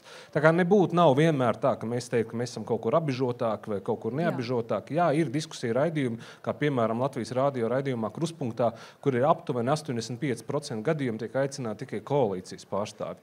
Tad uz tādiem atsevišķiem gadījumiem mēs varētu diskutēt, ka tur šādai loģiskai paritātei būtu jābūt. Bet tas, ka kopumā gan sabiedriskajā mēdījā, gan arī komerc mēdījā būtu absolūtā dominants, tā mēs absolūti tādam argumentam nepievienojos. Tas, kas ir mūsu rīcībā, katra politiķa rīcībā, ir telefons. Tas ir savs arī sociālais mēdījis, ko cits starp arī kolēģi arī no opozīcijas ļoti aktīvi izmanto, un kur bieži vien cilvēki daudz vairāk laika pavada nekā es atvainojos klausoties Latvijas radio. Respektīvi, tā arī ir mūsu atbildība par to, kā mēs komunicējam arī sociālos medijos. Un vēlreiz institucionāli gaidīt no ekspertiem, kuri pārtulkos sabiedrībai, ko politiķis ar vienu vai otru debati vai vienu otru likumu gribēja pateikt, mums nav jāgaida. Tas, ko mēs varam darīt, kā sabiedrība kopumā, atbalstīt tos politiķus, kuri runā pietiekoši skaidri un ir godīgi un konsekventi savā rīcībā. Tātad komunikācijas, izmantot plašākus komunikācijas kanālus, tas ir tas jūsu ieteikums, un tie patiešām ir plaši, un sabiedriskie mēdīji nav vienīgais kanāls, caur kuriem parādās politiķu balsis. Un, protams, nevar sagaidīt, ka komunikācijas nodaļa visu pārtulkos, tas ir saprotams, un tas arī nebija tā jautājuma būtība. Lūdzu, Jāni, par to, kā uzlabot komunikāciju konkrēti, individuāli, frakcijā un institucionāli. Jā, par domas skaidrību, noteikti, ka tas ir, katra individuālā uzdevums ir strādāt pašam ar sevi, paklausīties, uzklausīt kritiku, saprast, ko man darīt rītdien labāk. Frakcijas, ja mēs skatāmies frakcijas līmenī, tad, protams, ir frakcijā vadība. Mēs esam sastāvdaļa, ja katrs viens ar savu balsi arī frakcijā, tad mēs arī to pārunājam, ja, vai konkrētais deputāts var iet runāt par šo jautājumu, viņam ir pietiekams zināšana līmenis vai nav. Bet tas, ko saņem sabiedrība, ir bieži vien caur kaut ko. Mēs saņemam vai caur sociālajiem mēdījiem, ja ko paši ieliekam, vai kā mūs atraferē, arī ziņu raidījumi, mēdīji. Un es gribētu pateikt pozitīvā virzienā, kad bieži vien man pazvana vai no kāda drukātā mēdīja vai no LSM un paprasa nokomentēt konkrēto grozījumu vai lietu, lai es izskaidroju, kāpēc tas konkrētais priekšlikums tur ir vai nav. Un man tas veicina šo te domas skaidrību, un tā ir sadarbība starp žurnālistu un deputātu, vai viņi ir izveidojusies, vai viņi nav izveidojusies. Sevišķi par tādiem, varbūt, piņķerīgākām lietām, varbūt, kas nav tik skaļas, bet kas sabiedrībai tāpatās, vai daļai sabiedrības ir svarīgi, un tādā veidā, es domāju, arī veidosies šī domas nolasīšana gan pašai sabiedrībai, gan arī starp kolēģiem kopumā. Tātad tas jūs savā ziņā mobilizē, ja? Žurnālisti jautājumi, kad jums uzdod, tas tā ieinteresētība un sadarbības starp žurnālistu un politiķi.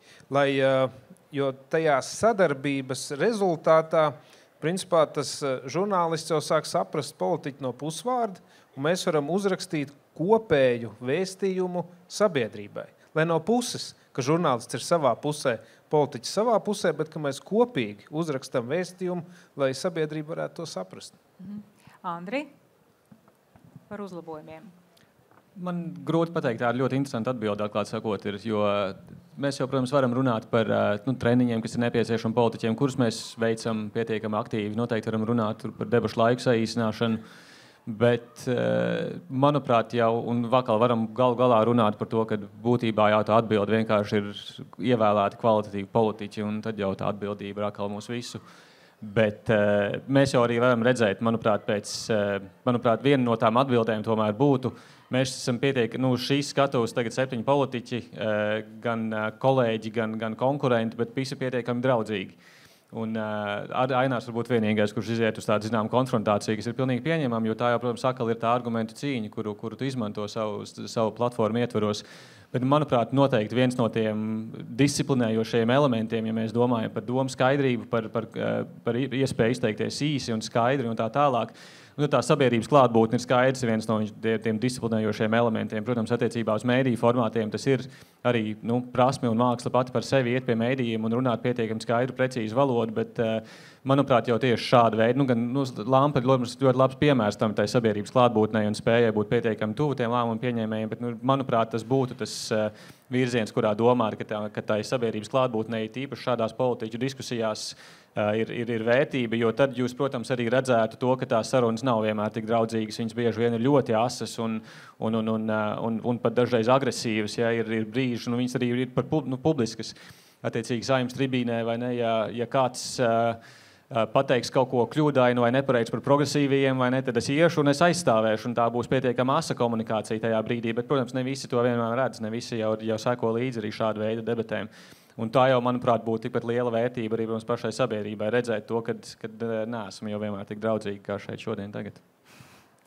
Protams, varbūt asa argumentu cīņa, un mūsu uzdevums arī šodien nav nonākt pie tā, ka mēs tagad turpmāk dzīvosim ārkārtīgi draudzīgi un maigi debatēsim, bet runa par to, ko mēs varētu uzlabot šajā komunikācijā. Un pie tā pieder arī, protams, savu argumentu slīpēšanu, pie tā es gribētu pēc mirklīša atgriezties, bet Edmunds, man liekas, vēl nav izteicies. Jā, es gribēju ļoti īsi. Manuprāt, tā ir daļēji ilūzija, kad ar Saeimas kaut kādām institucionālajām uzlabojumiem mēs fundamentāli mainīsim sabiedrības informētību, jo kopumā es teiktu, Latvijas parlaments kā institūcija ir ļoti atklāta, pat salīdzinājumā ar citu valstu parlamentiem. Visas stenogrammas pieejams, tiešraides pieejams, visi deputāti balsojumi. Ja cilvēks vēlās, viņš var redzēt, ko katrs deputāts ir lēmis, kā balsojis, kā to argumentējis. Bet es domāju, tas, kas ir daudz būtiskāk, tāpat kā parlaments savā ziņā ir sašķelts. Sabiedrība arī ir mums ļoti dažāda. Mēs katrs pārstāvam savu politisko spēku un dažādas vēlētājas, kas mums ir ievēlējis uz dažādu vērtību un ideju pamatu. Un es domāju, tas, kas mums kā politiķiem ir primārais jādara skaidrs, ka mums ir jākalpo visas sabiedrības labā, bet primārais tieši komunikācijā ir tam savam vēlētājiem, kurš ir devis šo uzticību, mums strādā šos 4 gadus regulāri arī starpvēlēšanu periodā, doties pie viņa, skaidrot savus lēmumus, atbildēt uz jautājumiem, un tas, ko mēs esam ieviesuši tradīcija, ir mūsu jaunās vienotības frakcija. Skaidrs, ka katrs deputāts individuāli piekdienās dodās, bet reizi mēnesī mēs kā visa frakcija kopā dodamies uz kādu konkrētu reģionu, arī starpvēlēšanu periodā, tiekamies cilvēkiem un komunicējam, jo bieži vien tā komunikācija, kas ir, kā teikt, nepastarpinātā, ne caur mēdījiem, pat ir daudz būtiskāka nekā tāda attālināta komunikācija. Tad arī daudz grūtāk atrauties, kā teikt, no realitātes. Es gribētu piebilst, ka gan vienai, gan otrai komunikācijai ir sava vieta demokrātiskajā dialogā. Es gribēju, pirms mēs pievēršamies skatītājiem, kuri var jau sākt domāt par jautājumiem, mums būs vismaz pusstunda ar brīvprātīgo palīdzību. Mēs jautājumus no jums uzklausīsim un uz tiem arī saņemsiet atbildi. Bet pirms mēs to darām pāris minūtes, es gribēju veltīt, teiksim, argumentu cīņai. Tad, kad jūs mēģināt kolēģus pārliecināt par sava priekšlikuma pareizību un par to, ka tas būtu sabiedrības interesēs. Visbiežāk tas, ko mēs dzirdam Latvijas politikā, ir, ka mēs runājam katrs no savām pozīcijām, no savu vērtību pozīcijām. Bet vai ir iespējams, jo tas ir arī empiriski pētīts, ka tas strādā labāk, mēģināt konkurentu kolēģi pārliecinot, saprotot viņa politisko vērtību skalu? Kā, piemēram, Antri, tu varētu pārliecināt Jāni par viendzimumu laulību labvēlīgo ietekmi uz Latvijas sabiedrību, bet nevis no savām pozīcijām, bet ņemot vērā konservatīvo vērtību kopumu. Kāpēc no šī vērtību kopuma tas būtu svarīgi? Jā, tā mana pieeja noteikti nebūtu iet mēģināt pārliecināt Jāni šajā jautājumā, un gluži kā es pieņemu arī Jānis nenāk pie manis nemēģināt pārliecināt par pretējo, tad būtu tā neproduktīvā cīņa tajā brīdī, manuprāt. Bet, manuprāt, tas ir labs piemērs. Mēs nesen bijām pie Nacionālās apvienības uz tikšanos runāt par vairākām kultūras nozares tēmām, un, manuprāt, tā bija viena no tiešām produktīvākajām un interesantākajām sarunām, kas bija man. Jo tur bija lielā mērā bez filtra, bija ļoti atklāti jautājumi un, manuprāt, ļoti konstruktīvi tādā izteiksmē, ka tie jautājumi bija sarežģīti un viņi nebija nekādas kautrēšanās no tām arī skaidrām ideoloģiskajām atšķirībām, kas mums bija. Bet, manuprāt, tā pieeja nav obligāti censties mēģināt pārliecināt par tādām ļoti izteikti ideoloģiskām pozīcijām, kas tev ir, kur tev ir ļoti skaidrs, ka tā otra puse vienkārši fundamentāli tev nepiekrīt. Tad labākais, ko tu vari izdarīt, ir tu vari mēģināt atrast, varbūt ir kaut kādas minimālas nianses, kur jūs varat piekrist un šādā veidā virzīties uz priekšu. Tas īstais izaicinājums ir saprast, kur ir tie jautājumi, kur tās ideoloģiskās pozīcijas nav, bet viņas tikai top tajās sarunas gaitā.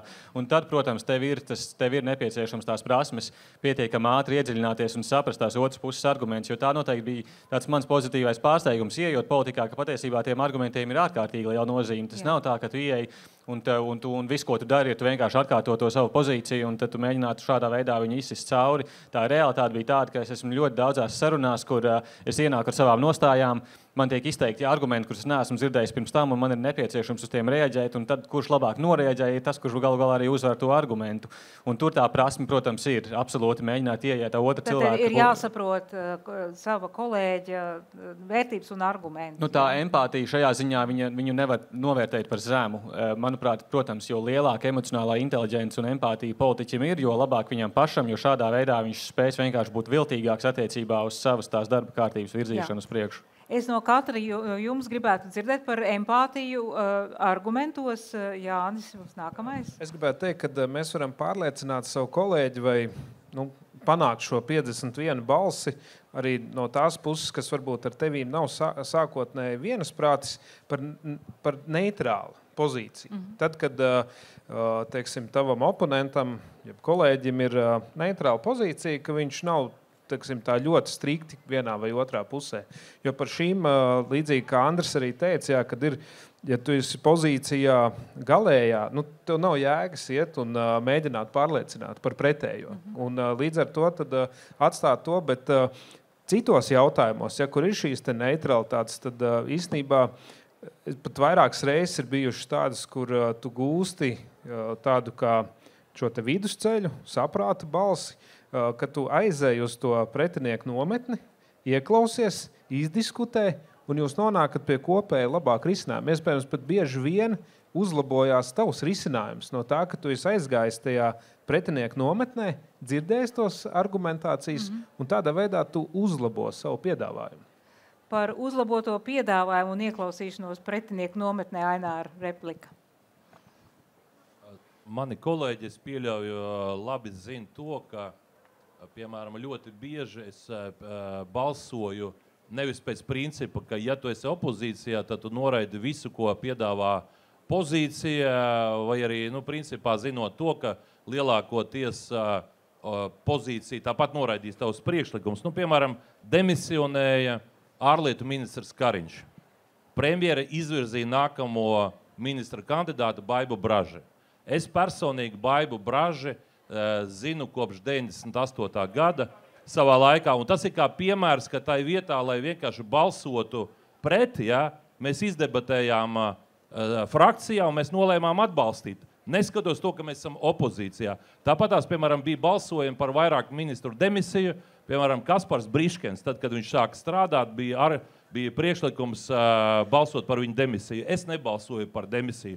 Tāpat bija par finanšu ministra demisiju. Es nebalsoju. Bet šodien, ja, piemēram, vajadzētu balsot par Briškena demisiju, ņemot vērā tas, kas ir atklājies saistībā ar Rail Baltica, es balsotu, jo man ir argumentācija, un tas neizriet no tā, ka es pēkšņi kaut kādā veidā mainu attieksmi pret koalīciju. Es esmu opozīcijā, bet es iešu uz tribīnas un argumentēšu, kāpēc es balsošu par viņa demisiju šodien, bet iepriekš es gāju un pateicu, kāpēc es nebalsošu. Tā kā es domāju, ka ir ārkārtīgi svarīgi, lai atkarībā no konkrētā jautājuma, par kuru debatē, lai nebūtu tā, ka viss, kas nāk no pozīcijas, ir slikti, attiecīgi visi jānoraida, vai otrādā, ka pozīcija noraida visus opozīcijas priekšlikumus. Es domāju, ka pozīcijai vajadzētu vairāk ieklausīties opozīcijai, jo opozīcija jau pārstāv lielu sabiedrības daļu. Paldies, Aleksei. Turpinām ar mikrofonu. Labi. Secībai nav nozīmes šajā gadījumā. Jā, Edmund. Tas nebija cenzūras mēģinājums. Tas, ko es gribēju teikt par divas lietas, piekrītot Jānim un Andrim, tas, kur, man liekas, nav produktīvi politiķiem savstarpēji mēģināt atrast to saskarsmes punktu, kur ļoti diametrāli pretrunīgi ideoloģisks jau defaultā tādas nostājas. Skaidrs, kad ar jautājumos, pieņemsim, par valodu vai pilsonību ar Aleksēm, mums nebūtu, visticamāk, līdzīgi viedokļi, un tur debatēt un mēģināt viens otru pārliecināt, varbūt nebūtu tik produktīvi. Bet varam mēģināt, protams. Bet tas, ko es gribēju teikt arī par šo parlamentu, kas ir laba ziņa, papildinot, ko Ainārs teica, un arī oponējot, šajā parlamentā, es teiktu, mēs varam paši saskaitīt šajā parlamenta sesijā kopš janvāra, kopā ir gandrīz kaut kādi 20 likuma projekti, vai pat vairāk vēl priekšlikumu, ko koalīcija ir atbalstījusi no opozīcijas. Tā skaitā katrai opozīcijas frakcijai ir vai likuma projektam vienam vairāk vai citam mazāk, ko mēs šajā koalīcijā esam nolēmuši, ka nav tā, ka automātiski ir kāds opozīcijas priekšlikums, ka viņš tiek nogriezts saknē. Un tieši vairākie lēma projekti, gan likuma projekti, gan nodot komisijām, un tā skaitā ir pieņem galīgajā lasījumā.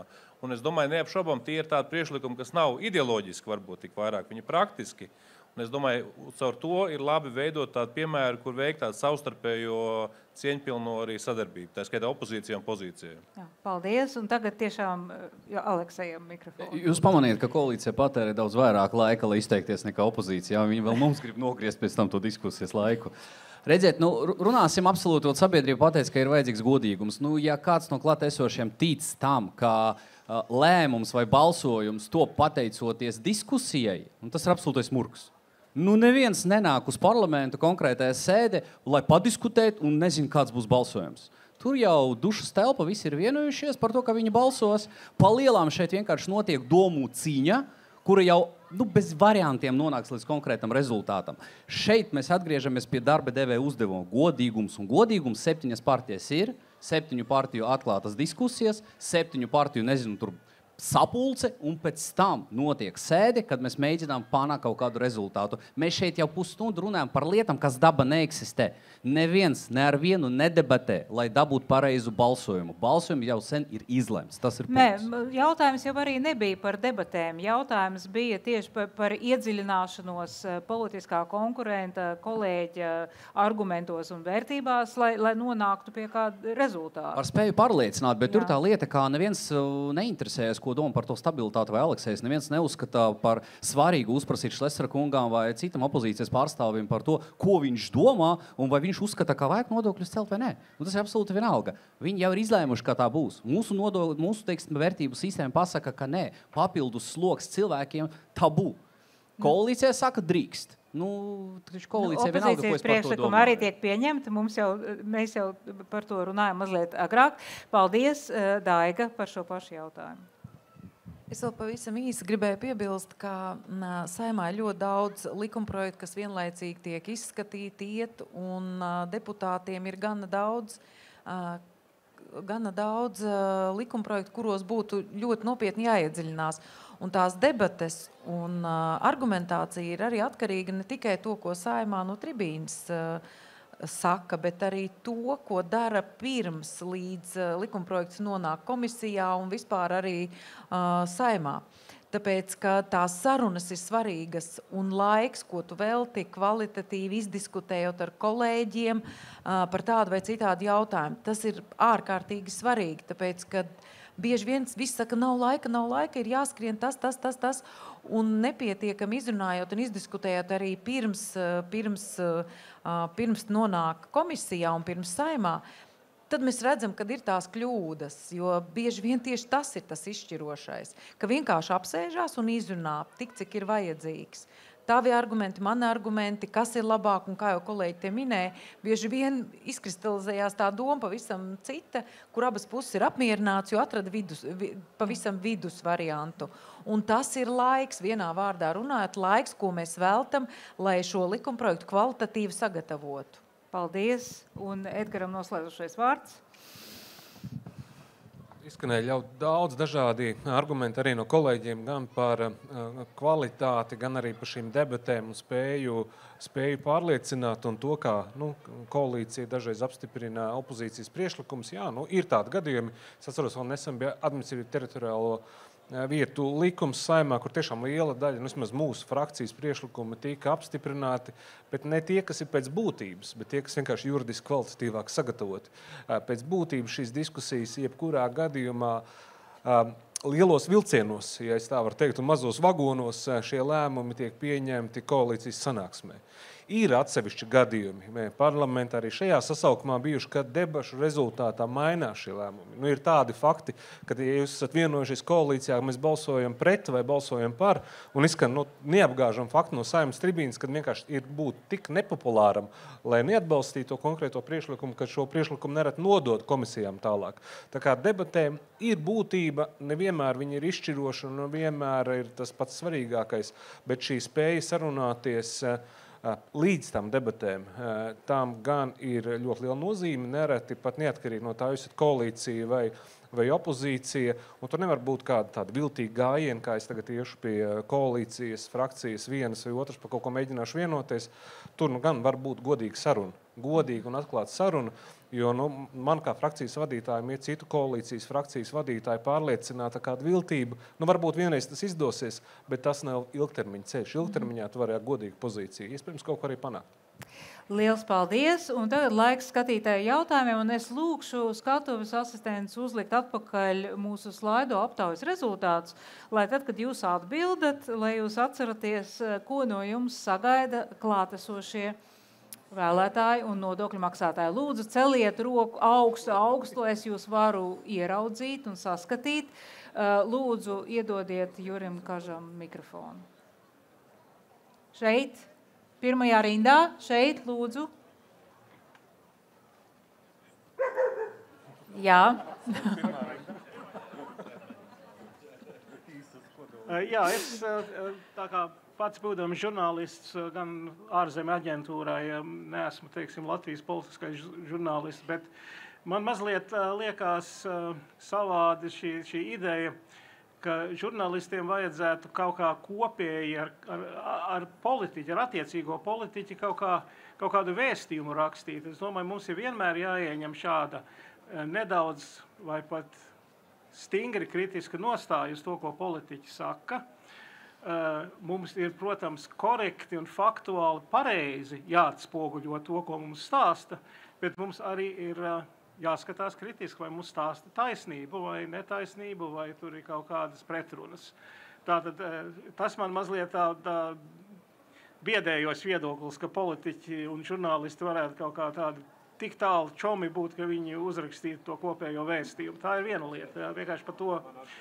Otra lieta ir, ka mēs labi zinām, ka šajā Saeimas sesijas laikā bija tāds gadījums, ka kaut kas ieradās Saeimā, visa grīda nokrakšķēja, visa ēka mazliet sašūpojās, bet viens īsti nepamanīja un nerunāja par to ziloni vai nīlzirgu vai dinozauru, kas bija ieradies. Un tur, lai gan man dažreiz domas dalījušies ar Aināru, Ainārs pieminēja Rail Baltica.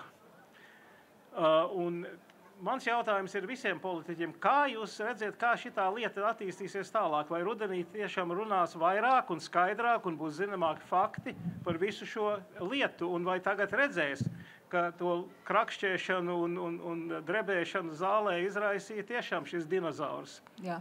Paldies Jurim par jautājumu. Es varbūt vispirms došu vārdu Jānim, jo viņš bija tas, kurš minēja par žurnālistu un politiķu sadarbību, var precizēt savu atbildi. Un tad man būs lūgums diezgan koncentrēt, lai mēs maksimāli daudz jautājumus varam saklausīt. Tad par Rail Baltica, lūdzu. Šis ir piemērs, kur laikam nepareizi izteica domas skaidrību. Tas nebija par čomošanos ar žurnālistu, bet bieži vien ir tehniskas lietas, ko vajag izskaidrot sabiedrībai. Un tad ir svarīga šī sadarbība ar žurnālistu, kad mēs kopā abi divi saprotam, ko mēs rakstām. Tas ir par konkrētiem tehniskiem priekšlikumiem, un kas bieži vien sabiedrība nesaprot, par ko ir stāsts. Un tad mēs kopā to izskaidrojam. Tas nav par politiska viedokļa uzspiešanu sabiedrībai. Tas tā nebija domāts. Tas ir par izskaidrošanu. Jā, paldies. Un varbūt sāksim ar Edmundu par Rail Baltica un tad pēc kārtas. Par Rail Baltica, protams, tas ir piekrīt, kas ir zilonis istabā un diezgan krakšķošs. Un skaidrs, ka tā būs viena no turpmākajām lielākajām tēmām arī atsākot darbu rudens sesijā.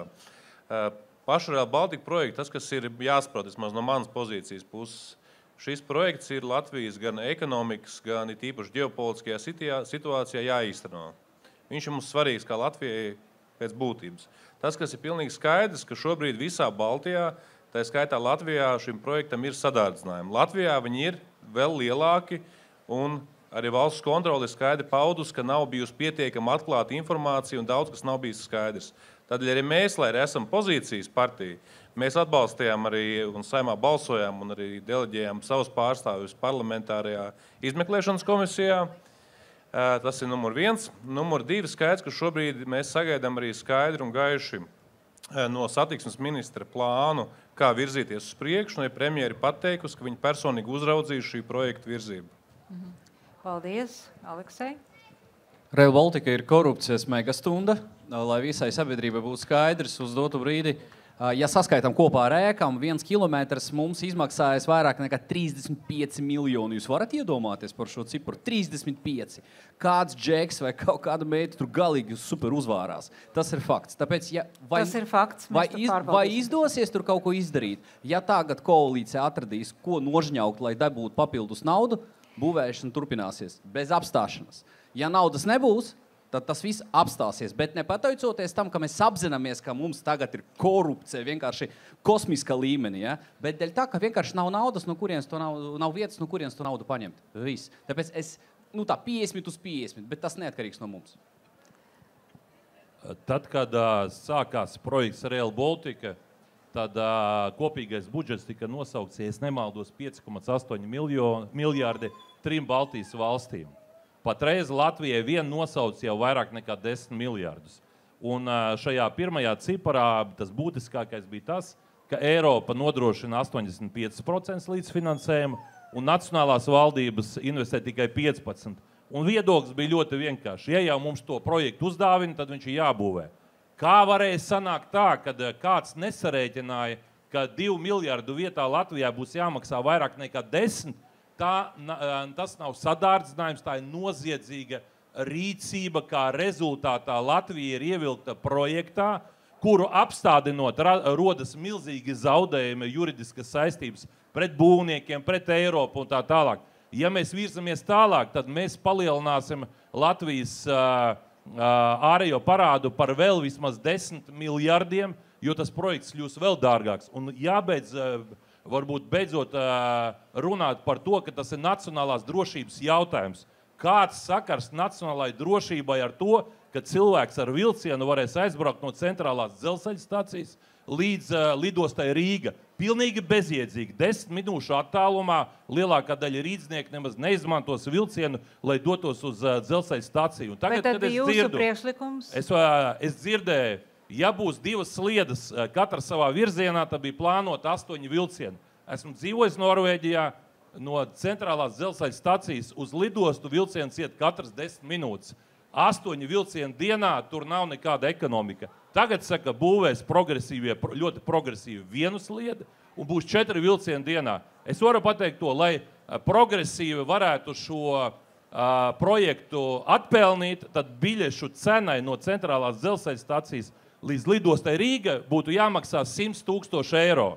Jo pasažieri būs tik maz, kravu nebūs nekādu. Ja mēs runājam par drošību, tad tas ir cits projekts. Tas tiešām iet caur Salaspili. Tur ir lielā dzelzceļa stacija, kura mainās šaurās platās sliedes, bet tas, ko sāka būvēt, tam nav nekāda sakara ar drošību. Tā ir izšķērdība un jāatrod tie cilvēki un politiķi, kuri bija atbildīgi par to, kuriem bija tas jāuzrauga. Starp citu, vienotība pie varas jau ir gandrīz 6 gadus. Paldies par repliku. Pirms Andris turpina, es vienkārši gribēju pagriezties pret skatītājiem un arī pret Jūri, kurš šo jautājumu uzdeva. Šeit ir izskanējuši vairāki ļoti lieli skaitļi. Man šobrīd dzīvajā nav iespēju pārliecināties, ka tie skaitļi atbilst patiecībai. Es nevaru dzīvo fact-checkingu uztaisīt, tāpēc lūdzu vērtējam to kritiski un nepieņemam, ka tas ir absolūtā patiesība. Lūdzu, Andri. Runājot līdzīgi par to pašu tēmu, ko tu saki rītdien, ja es nemaldos, arī ir skatu, vai būs atsevišķa diskusija par Rail Baltica ar domu uzrunāt visus šos jautājumus, kas saistās ar patiesībām, puspatiesībām un nepatiesībām, parunāt šo projektu, jo visi ļoti apzināmies, ļoti sarežģīts un ļoti daudz jautājumu vienkārši, kur ļoti viegli apjukt. Tāpēc tiešām iesaku rītdien aiziet uz to skatu, varēs uzdot visus šos jautājumus. Arī mēģināšu atbildēt konkrētāk uz to, ko, manuprāt, Juris jautāja par to, vai rudenī būs lielāka skaidrība tieši šajā jautājumā. Tas, ko es varu tikai norādīt, ir tas, ka jau šobrīd tiek publicēti jau informatīvie ziņojumi, kas pirms tam ir bijuši atslapenoti, tā kā tās iespējas iepazīties ar to informāciju ir. Man nav šaubu, ka rudenī pavisam noteikti arī tā informācija būs plašāk pieejama jau sabiedrībai, jo es esmu pārliecināts, ka arī parlamentārā izmeklēšanas komisija noteikti arī šos jautājumus skatīs, un tur nenoliedzami būs mēdīju interese. Bet es arī varu tikai apgalvot, ka vismaz no satiksmes ministra puses mēs pavisam noteikti atrisināsim jautājumus, kas saistās ar pārvaldību, kas saistās ar ieviešanu. Bet nu ir skaidrs, ka attiecībā uz projektu finansējumu tad nenoliedzami būs nepieciešama daudz lielāka finanšu ministrijas iesaiste nekā līdz šim un nenoliedzami arī premjeras. Jā, tātad meklējiet tematisko diskusiju. Es lūkšu koncentrēti pārējos atbildēt uz to pašu jautājumu, lai mums ir iespējas vēl dažiem Es varbūt 3 lietas tikai minēšu pavisam īsi. Tātad pirmkārt ir ļoti labi, ka premjera ir pateikusi, ka viņi uzņemās šo politisko rūpi par visu projektu. Tas ir ļoti labi, jo tas ir visaugstākais līmenis. Otra lieta, ko jau kolēģi minēja, tas ir finansējums. Kāds būs patiesais finansējums nepieciešams visa projekta īstenošanai un kādā veidā tas tiks nofinansēts. Ir vairāki varianti, tātad politiķiem būs jāizlemj, kas būs, kādā veidā tas tiks nofinansēts. Un trešā lieta, kas nemazāk svarīgi ir, vai tiks īstenots viss apjoms vai tomēr daļa no šī apjoma tiks īstenot. Tas arī ir tā arī būs politiskā izšķiršanās. Paldies. Paldies. Jā, man divas atbildes. Viena īsā, viena nedaudz paplašināta. Īsā atbilde rudenī noteikti šī tēma būs parlamentā. Gaužām vienkārši šobrīd Saeimā ir izveidota parlamentārās izmeklēšanas komisija, ko cits starp vada mans kolēģis no apvienotās sarakstā Andris Kulbergs. Mēs ilgstoši ar šiem jautājumiem griezāmies gan ar jautājumiem, gan ar pieprasījumiem pie satiksmes ministra, pie premjera. Mēs saprotam, ka tur ir milzīga problēma. Un tas nav vienkārši zilonis mājā uz padēļu grīdu, kurš var iebrukt. Tas pie apvārkšņa viens, kā es iepriekš teicu, tas ir nopietns tsunami, kurš tuvojas, kurš var nonest visu māju, un ne tikai māju, bet arī visu ciemu. Jo, ja šī fiskālā ietekme, kā patīkšu Aivam kungām lieto šos vārdus, fiskālā ietekme, fiskālais rāms, ir tādā apmērā Rail Baltica, un viņš nav ietverts mūsu vidēji termiņa budžetā kā prognoze un ietekme ilgtermiņā, tad par to var nākties maksāt katram. Tas ir drošības projekts, tas ir ļoti svarīgs mūsu valstī, Rail Baltica, no drošības aspektiem, no NATO mobilitātes aspektiem, savienojums ar Rīgu ir ārkārtīgi svarīgs. Es personīgi uzskatu, tas būtu milzīgs noziegums, ja Rail Baltica iziet caur Latviju, bet viņš nepieturētu Rīgā. Viņam ir jābūt Rīgā. Mums šis projekts ir jārealizē ar vienu sliežu ceļu šobrīd vai ar diviem, kā tas būtu normāli jābūt uzreiz. Bet mēs nonāksim gan pie atbildīgajiem, mēs noskaidrosim, cik ir ļoti bijuši Kariņa atbildība to, ka nav uzraudzījuši šo lielo projektu, cik ir bijusi Kaspara Briškena atbildība, kurš cits starp pirms ievēlēšanas Saeimā teica, ka viņš ir Rail Baltica grupas un organizāciju līderis, un viņu ievēlēja, un tagad viņš saka, viņš nezina neko par izmaksām. Iespējams, viņš tiešām nav zinājis, tad iespējams viņu var paglābt tas, ka viņš nav bijis godīgs pret vēlētājiem. Bet no krimināla procesa. Bet vai ir kāds vainīgs vai nav, varbūt tās arī tur manu kādu kolēģu ir atbildība, to mēs noskaidrosim. Mēs aicināsim arī ģenerālu prokuratūru uz šo komisiju, un lai tiešām saliktu visus faktus galdā, un pirmām kārtām, kur ir atbildīgi cilvēki un kādēļ šis process ir noveicis tik tālu, kur mēs esam, un otrs, kas ir tie soļi, jāveic kādi soļi un kādas darbības, lai mēs šo projektu noteikti Latvijā realizētu. Paldies. Vai Jānim vēl kas piebilstams, bet īsi? Jā, par šo te parlamentārās izmeklēšanas komisiju. Es ceru, ka patiešām mums nonāks viņš dienas kārtībā, un es ceru, ka mēs no tiem secinājumiem varēsim iegūt arī kaut ko uz priekšu, nevis tikai atrast šos te vainīgos. Un es domāju, ka tas ir svarīgākais, jo patiešām Latvijai šis ir ļoti nozīmīgs projekts un nepieciešams, un viņam patiešām ir jābūt realizējumam. Jā, tur droši vien, ka ir ļoti daudz kļūdas, virknējumi, kas vienu otru papildina. Arī tā vien, kad es atceros, mēs sākām darbu un sapratām, ka vispār pat nav uzsākta īpašumu atsevināšana, lai uzsākt projektēšanu nonākt pie patiesajām izmaksām. Tas nozīmē, ka tā darba atlikšana ir jau bijusi gadiem. Drīz nokomentēt. Es biju šodien lidostā, ja kāds ir bijis pēdējā laikā, tur, kur būvē šo projektu, tur blakus stāv viesnīca, privāta viesnīca, kura turpina darboties. Un izskatās, ka viņi būs jājauc nost. Vienošanās par to, uz kādiem nosacījumiem šī viesnīca tiks atpirkta, un arī pārējās zemes, tas, ko Jānis teica, kā tiks atsevināts, ir pagājuši daudzi gadi, 10 gadi, neviens to nav darījis. Un ja kāds saka, mums ir jāpabeidz šis projekts, tad es šodien varu pateikt skaidri. Latvija pirmajā vietā atbalstīs šī projekta pabeigšanu tikai pie viena nosacījuma. Ja 85% finansējuma nāks no Eiropas, bet tas, ko mēs esam dzirdējuši, ka Eiropa nedos vairs nekādu papildus naudu. Un tās domas novirzīt visus Eiropas fondus, kurus var šodien ieguldīt ceļos, skolās, slimnīcās, visu priekš tam, lai būtu savienojums starp dzelzceļa staciju Rīga un lidostu, es esmu kategoriski pret. Un šajā gadījumā ir jārunā par atbildību. Nevarēja uzsākt projekta realizāciju, ja neviens nesaskaitīja, ka projekta izmaksas nebūs 2 miljardi Latvijai, bet 10. Un jāsaprot to, Air Baltics aizņēmās fondos dodam vairāk kā 300 miljonus. Lai apkalpotu šo naudu, Air Baltics maksās 50 miljonus eiro gadā. Šodien pie 20 miljārdu ārējā parāda mēs nākamgad maksāsim 0,5 miljārdu tikai procentos. Tas nozīmē palielinot vēl pa 10 miljārdiem. Tas ir gadā būs plus 250 miljoni eiro procentos. Šādu projektu tik dārgu mēs nevaram atļauties. Tā, paldies par šo repliku. Žēl, ka līst, bet es ceru, ka vēl būs kādam jautājumi. Es ceru, ka Juris arī saklausīja kādu atbildi. Ir jautājums šeit dāma baltā jakā. Un es tikai vēlreiz piebildīšu, ka man nav iespējas apliecināt nosaukto skaitļu patiesumu. Šeit. Labdien, mani sauc Diāna Ulme, pārstāvu Brīvības studiju, un jautājums ir sekojošs, kas attiecās par godīgumu. Vai sabiedrībai ir cerība sagaidīt Saeimā parlamentārās izmeklēšanas komisiju par Covid-19 seku likvidēšanu? Šī ir ļoti aktuāla tēma, jo pēdējie pētījumi un traģiskā statistika pasaulē liecina, ka šī afēra ir pelnījusi nopietnu izmeklēšanu. Vai mums ir cerība šādu komisiju sagaidīt? Jā, paldies liels par jautājumu.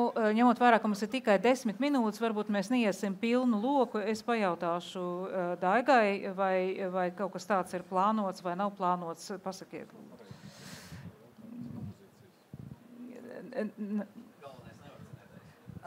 Nē, nu šobrīd tādu komisiju nav paredzēta Saeimā izveidot. To var izveidot, ja deputāti attiecīgais skaits parakstās par tādas komisijas nepieciešamību, tad noteikti to var izveidot. Neko vairāk es nevaru pateikt. Jā.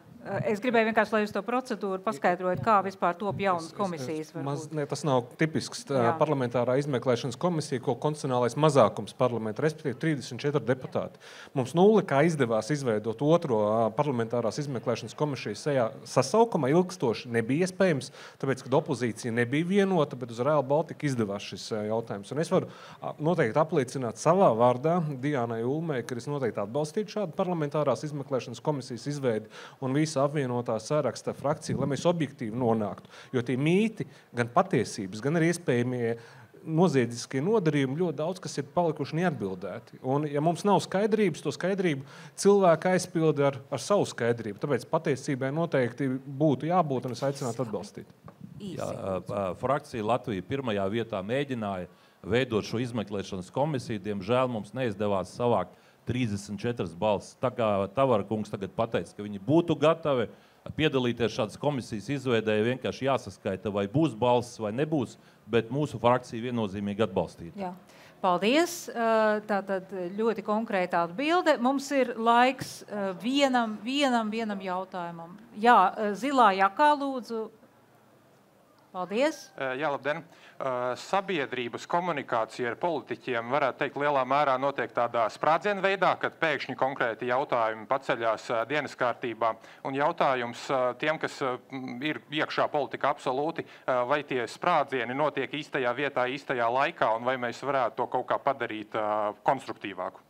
Ko jūs saprotat sprādzieniem tieši? Kā jūs? Tādi sabiedrības uzmanības uzplaiksnījumi konkrētam jautājumam. Sporā tā interese nav pastāvīga. Jā. Labi, pavisam īsi, mums ir tikai 8 minūtes, lūdzu. Ja es pareizi sapratu jūsu jautājumu, kā vislabāk sabiedrība var ietekmēt konkrēto politiķu par kaut kādu konkrētu viņu lēmumu pieņemšanu, ja es pareizi saprotu. No manas pieredzes jāsaka godīgi, pirms tam strādājot pašvaldībā, bija daudz vairāk gan ēpasti, gan zvani, jo tur ir pa konkrētām lietām, pa konkrētu ielu vai apgaismojumu neesamību vai kaut ko tādu. Jāsaka godīgi, ka parlamentā sabiedrības iesaistas tāda rakstīšana, zvanīšana uz oficiālo Saeimas telefonu vai e-pastiem ir daudz mazāk, bet to, ko tiešām var redzēt, ka uz konkrētiem jautājumiem, kad iet valsts budžets vai tādi kontroversālāki jautājumi, bet to, ko es tiešām varu sabiedrībā aicināt, vislabākais veids, kā tiešām ietekmēt lēmumu pieņemšanu, zvaniet un rakstiet tieši tam politiskiem spēkam, pa ko jūs balsojāt, un arī skaidri prasat no viņu atbildību, lai viņi īstenotās jūsu ieceres. Un es teiktu, vislabākais veids, kā konkrēti ietekmēt, tieši pieprasīt arī tikšanos ar savu politiķi, pa ko tu esi vēlējis. Jā, ir kādam vēl kas piebilstams? Visam pilnam lokam mums atkal nebūs laika. Andri varbūt par to, kā ietekmēt. Ja es pareizi sapratu jautājumu, vai tās sarunas, kas notiek sabiedrībā, kas izraisa rezonanci, ir tās īstās sarunas, kurām tur vajadzētu notikt, vai viņas bieži vien nav par tēmām, kuras varbūt ir mazāk nozīmīgas, bet vienkārši izskan skaļi. Tas ir interesants jautājums. Manuprāt, daudz politiski notikumi īsti nav prognozējami. Ir ļoti grūti man pateikt, kas, piemēram, būs tā top saruna pēc 2 mēnešiem. Tā kā tas ir viens aspekts. Otrs man nāk domas, kas man uzreiz nāk prātā, ir, ka, protams, ir tā mazliet subjektivitātes izjūta. Vienmēr šķiet, ka par, piemēram, budžetu, kurš tomēr ir tas lielais jautājums, katru gadu būs tā lielā, plašā diskusija, viņa ļoti reti ir. Tur varētu norādīt, ka gribētos, lai tā diskusija ir plašāka tur, bet viņi ir pietiekami izaicinoši, ņemot vērā, ka viņi ir par pilnīgi visu laukumu, un tad ir ļoti grūti saprast, kas varbūt ir tie īstie jautājumi, kuriem uzliktos īstos uzsvarus. Un tad jau, protams, man liktos, ka tie mani jautājumi vai ne ir īpaši svarīgi, kurus es nesu. Bet kopumā tik un tā, ja es skatos uz tiem pēdējiem 9 mēnešiem, teiksim, kopš progresīvie ir valdībā, es tomēr teiktu, ka tā, mans viedoklis būtu, ka tie jautājumi, kas visplašāk norezonē sabiedrībā, nevienmēr ir tie, kas manuprāt, ir ar to lielāko politisko ietekmi. Tur gan es teiktu, ka tā ir. Jā. Un Jānim vēl vārds? Jā, es teiktu, ka, manuprāt, mums jau vienmēr ir tas jautājums, kurš ir mans, liekas vissvarīgākais. Un līdz ar to, tad, līdzīgi kā mēs redzam šo te sastāvu saimā, tad mēs arī pārstāvam dažādas vēlētāju grupas, dažādas intereses. Un līdz ar to, tad, es domāju, tas tiešākais veids, kur saņemt šo atgriezenisko saiti, ir no tās savas grupas. Ja? Tas līdzīgi, ko Edmunds minēja, ja? Kad mēs sekojam tai savai grupai tieši jautājumu, un principā jau katrs politiķis arī tomēr izvēlās tos jautājumus, ar kuriem viņš strādā, un tad šādā tepat veidā uzturot kontaktu ar konkrēto politiķu, kurš tad strādā tajā jomā, kas arī jums ir saistoši. Liels paldies! Mūsu laiks ir pietuvojies beigām. Paldies tiem, kas skatījās klātienē. Paldies tiem, kas skatījās tiešraidē. Tātad mēs jūs turēsim pie vārda. Mēs dzirdējām, ka jūs piekrītat tam, ka ir vajadzīgs lielāks godīgums un lielāka domas skaidrība un skaidrāki formulējumi tiem lēmumiem, kurus jūs pieņemat, arī ieklausīšanās konkurentos un kolēģos. Un arī ka ir lielas kaislības izraisa Rail Baltica projekts. Lūdzu, piestājiet rīt diskusijā, kas būs veltīta tieši šim jautājumam, un turpiniet uzdot jautājumus saviem vēlētajiem pārstāvjiem, ja jūs esat viņu darbu devēji. Teiksim paldies Edmundam, Aleksējam, Aināram, Andrim, Daigai, Edgaram un Jānim. Paldies jums!